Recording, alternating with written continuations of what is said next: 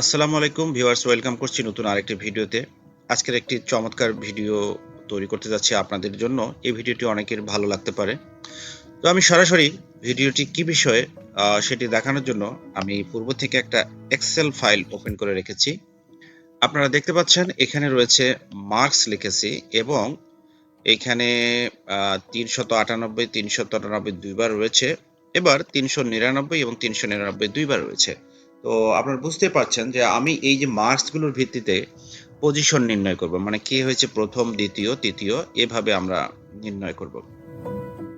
তো সেই ফর্মুলাটি কিভাবে আমরা অ্যাপ্লাই করব এই নিয়েই আজকের ভিডিও। তো আমি প্রথমে ভিডিওটি একটু দীর্ঘ হতে পারে, তবে আপনারা যদি একটু মনোযোগ সহকারে ভিডিওটি দেখেন তাহলে সহজে এই বিষয়টি বুঝতে পারবেন। তো আমি এখানে প্রথমে একটা র্যাঙ্ক ফর্মুলা অ্যাপ্লাই করব, RANK র্যাঙ্ক ডট ইকিউ। আমরা এই ফর্মুলাটি অ্যাপ্লাই করব।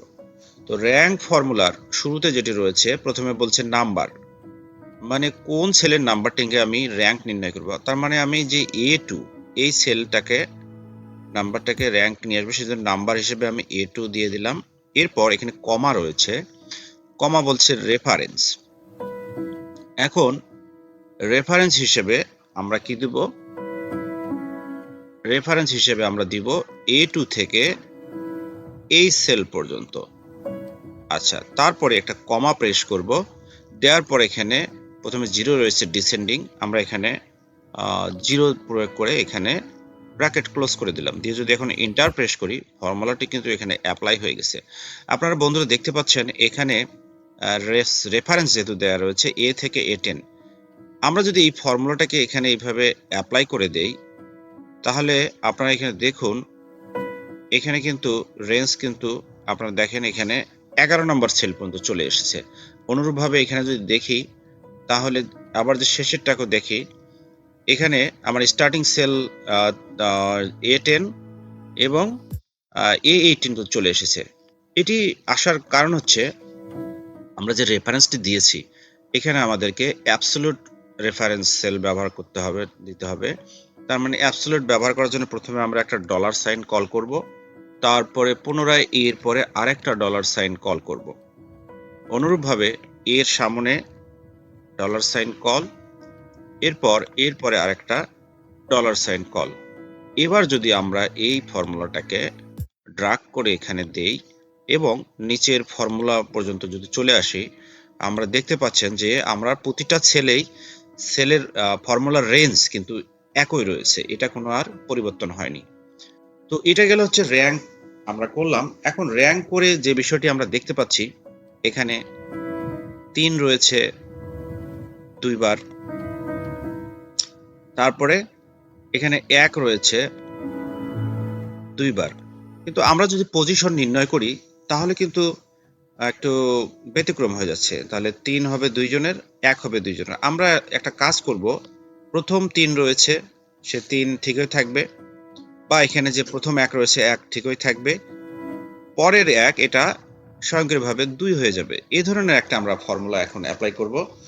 এই জন্য আমি একটি কাউন্ট ইফ ফর্মুলার সাহায্য নিচ্ছি। তাহলে COUNT, কাউন্ট ইফ। আচ্ছা, কাউন্ট ইফ ফর্মুলার প্রথমে বলছে রেঞ্জ, তাহলে আমরা রেঞ্জ দেব, কি দেব?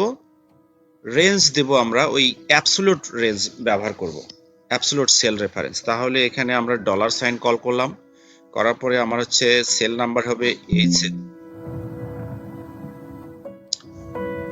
তাহলে এটা হচ্ছে কত? B2, বি আবার হচ্ছে 2, কোলন দিলাম। কোলন দিয়ে এবার হচ্ছে রেঞ্জ আমি ঠিক এতদূর পর্যন্ত নিয়ে আসবো না, কারণ এটা যেহেতু প্রতিটা সেলে আলাদা আলাদা করে কাউন্ট হবে, অর্থাৎ এখানে দিলাম এটা কাউন্ট হবে B2 থেকে B2 পর্যন্ত। যখন এই সেলে ফর্মুলা আসবে তখন সেটা শো করবে B2 থেকে B3 পর্যন্ত। তো যার কারণে আমরা এখানেও B2ই ব্যবহার করব।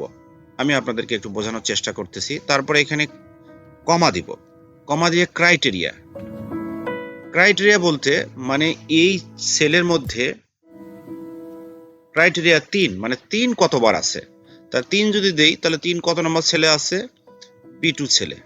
এবার আমি এটা ক্লোজ করে দিয়ে একটা ইন্টার প্রেস করলাম।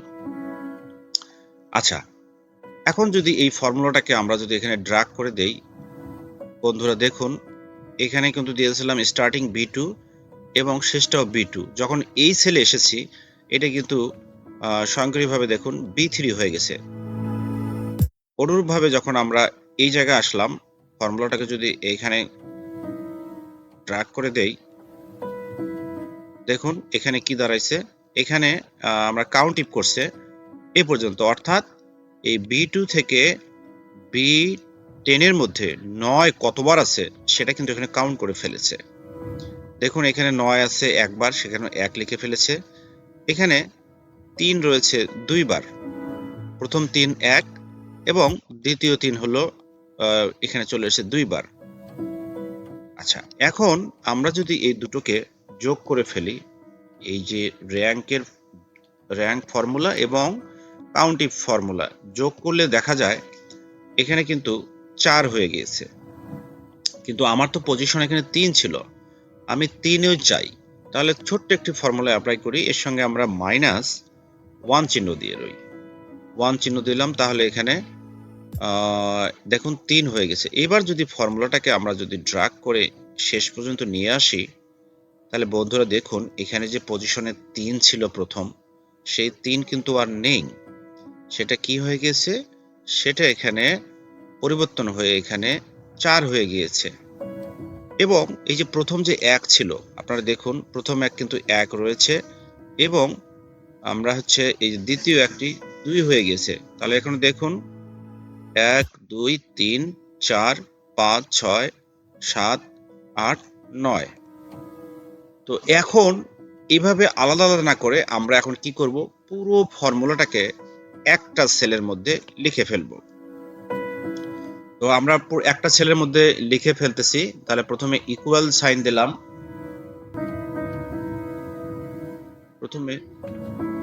প্রথমে এখানে ইকুয়াল সাইন কল করলাম, এরপর আমরা দেব র্যাঙ্ক লিখে ফেলবো। র্যাঙ্ক লিখলাম, র্যাঙ্ক কি, র্যাঙ্ক EQ এইটা দিব। আমরা নাম্বার দেব, নাম্বার বলতে আমার A2 সেল, তারপরে কমা দিব। এবার রেফারেন্স বলতে A2 থেকে A10 পর্যন্ত আমরা কি করব, অ্যাবসলিউট রেফারেন্স ব্যবহার করব, সেল রেফারেন্স। তাহলে A2 কোলন $A$10, তারপরে কি করব, কমা প্রেস করব। এরপর আমরা ডিসেন্ডিং অর্ডারের জন্য এখানে 0 প্রেস করব, ব্র্যাকেট ক্লোজ করে দিলাম। এর সঙ্গে কি যোগ হবে, এর সঙ্গে যোগ হবে কাউন্ট ইফ ফর্মুলা, তাহলে আমরা প্লাস চিহ্ন দিয়ে নেই। এবার কাউন্ট ইফ করব, COUNT, কাউন্ট ইফ। কাউন্ট ইফে কি করতে হবে, প্রথমে রেঞ্জ দিতে হবে। রেঞ্জ বলতে কি, আমরা অ্যাবসলিউট অ্যাড্রেস ব্যবহার করব, A, এরপর হচ্ছে 2 কোলন দিব, যেহেতু এটা কপি করব ক্রমান্বয়ে নিচের দিকে আসবে, পরের নাম্বারটিকে আমরা অ্যাবসলিউট ব্যবহার করব না, নর্মাল সেল রেফারেন্স ব্যবহার করব। আবার দিলাম A2, কমা চিহ্ন প্রয়োগ করলাম। এবার আমরা কি দেব, ক্রাইটেরিয়া দিব, তার মানে হচ্ছে 398 কতবার আছে, এটা সেল নাম্বার আছে A2, এই জন্য আমরা A2 প্রয়োগ করলাম। এবার ব্র্যাকেটটি ক্লোজ করে দিলাম। পূর্বে যেহেতু আমরা দেখেছি আমরা মাইনাস করেছিলাম 1, সেই জন্য মাইনাস চিহ্ন দিয়ে 1 দিয়ে দিলাম। এবার ইন্টার প্রেস করলাম। এবার যদি ফর্মুলাটাকে আমরা এভাবে যদি ড্র্যাগ করে দেই, তাহলে দেখতে পাচ্ছেন বন্ধুরা এখানে 398 দুইবার থাকার কারণেও পরের 398 কিন্তু 4 হয়ে গিয়েছে, এবং এখানে 399 দুইবার থাকার কারণে প্রথমটি 1 এবং দ্বিতীয়টি 2 হয়ে গিয়েছে। তো এভাবে যদি আপনারা যদি এইভাবে চান যে আমরা এইভাবে রেজাল্টটাকে প্রকাশ করব যে কততম স্থান, তাহলে এই ফর্মুলাটি আপনারা ব্যবহার করতে পারবেন। তো এই ফর্মুলাটি আমি আমার ডেসক্রিপশন বক্সে দিয়ে দিব, যদি আপনাদের ভালো লাগে আপনারা ইউজ করতে পারবেন বা অন্য কেউ শেয়ার করে দেখার সুযোগ করে দেবেন। সবাই ভালো থাকবেন এই কামনায় শেষ করছি আজকের মতো ভিডিও। আল্লাহ হাফেজ।